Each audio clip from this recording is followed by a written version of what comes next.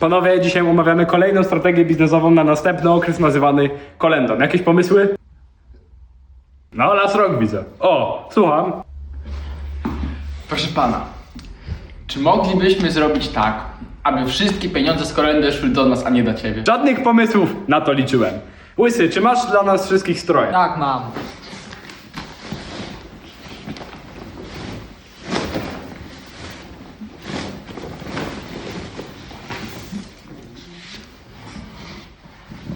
Super, gratuluję. Maciek, czy masz dla wszystkich listy? No, oczywiście, że mam. Wszystko mam. Trzymaj.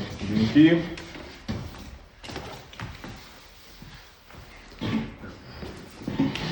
No a gdzie długopisy? W dużym pokoju. Słucham? Dobra, mniejsza. Panowie, czas przedstawić wam plan operacji.